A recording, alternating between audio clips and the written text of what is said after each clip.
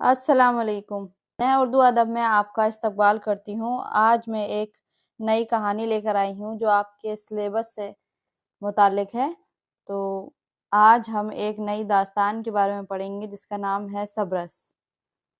सबरस उर्दू में अदबी नस्र का पहला नमूना और पहली तमसीली दास्तान है जो 17वीं सदी में लिखी गई। सबरस वजी ने कुली कुतुब शाह के नवासे अब्दुल्ला कुतुब शाह की फरमाइश पर 1045 हिजरी मुताबिक 1635 ईस्वी में तहरीर की थी। सबरस के बारे में कुछ अहम बातें और बताने जा रही हूँ। सबरस को सबसे पहले मौलवी अब्दुल हक ने अप्रैल 1925 को मैं मुकदमा उर्दू दुनिया से मुतारिफ करवाया। मौलवी अब्दुल हक ने पहली बार अक्टूबर 1924 में रिसाला उर्दू में सबरस पर तफसीली रोशनी डाली, फिर उसकी अशात का मंसूबा बनाया और 1932 में अंजुमन तरक्की दक्कन से शाया किया। मौलवी अब्दुल हक ने मुकदमे के साथ साथ सबरस के मज़ीद एडिशन 1953, 1964 और 1983 में अंजुमन तरक्की और पाकिस्तान से शाया किए। एक हिंदी एडिशन 1955 में शाया हुआ। अब मैं सबरस के किरदार के बारे में बताने जा रही हूँ जो आपको याद रखना बहुत ज़रूरी है। सबरस के कुल छोटे बड़े 76 किरदार हैं। सबरस के अहम किरदार हुस्न, दिल, इश्क, अक्ल और नज़र है। सबरस का जो मरकज़ी किरदार है दिल, वो हीरो है और हुस्न हीरोइन है। हुस्न बादशाह इश्क की बेटी है और इश्क मशरिक का बादशाह है। दिल अक्ल का लख्ते जिगर बेटा है और वो सेस्तान का बादशाह है। सबरस का सबसे फ़ाल, मुतहर्रिक और जानदार किरदार नज़र है। आइए अब हम सबरस के खुलासे की तरफ चलते हैं। दास्तान सबरस का मुख्तसर खुलासा ये है कि मुल्क सिस्तान के बादशाह का नाम अक्ल है। बादशाह अक्ल का बेटा दिल है जो इलाका तन का हुक्मरान है, जो आब हयात तलाश करना चाहता है। जब वो आब हयात का जिक्र सुनता है तो दीवाना हो जाता है और खाना पीना तक छोड़ देता है। इसका दोस्त नज़र अपने दोस्त की खातिर आब हयात की तलाश में निकल पड़ता है। मुख्तलिफ मराहल और मुश्किलात से गुजरने के बाद उसे पता चला कि आब हयात शहर दीदार के बाग रुखसार के चश्मे दहन में पाया जाता है।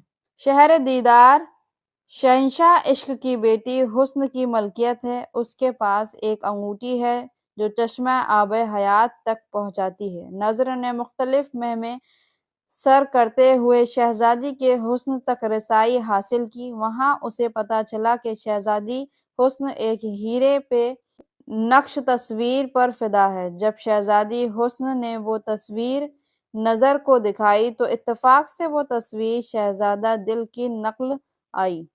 नज़र बड़ा अय्यार था।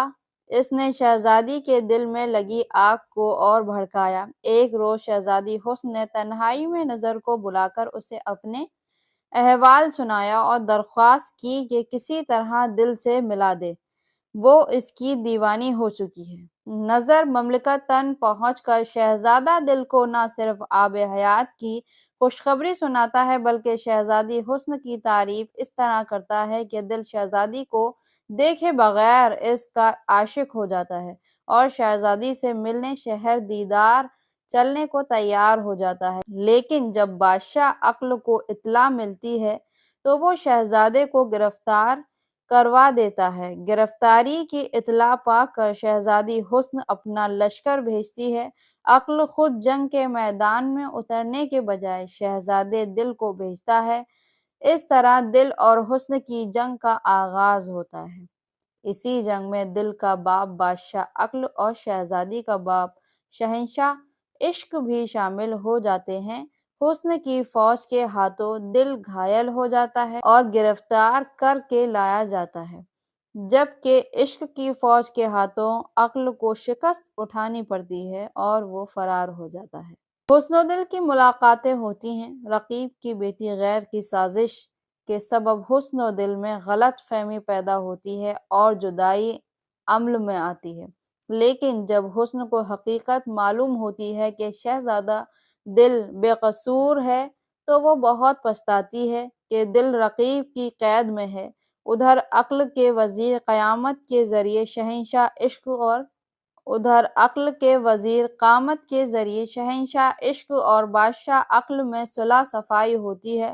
عقل عشق کی تابعداری قبول کر لیتا ہے۔ حسن کی درخواست پر بادشاہ عشق اپنی فوج بھیج کر شہزادے دل کو رقیب کی قید سے نجات دلاتا ہے اور آخر میں حسن اور دل کی شادی ہو جاتی ہے۔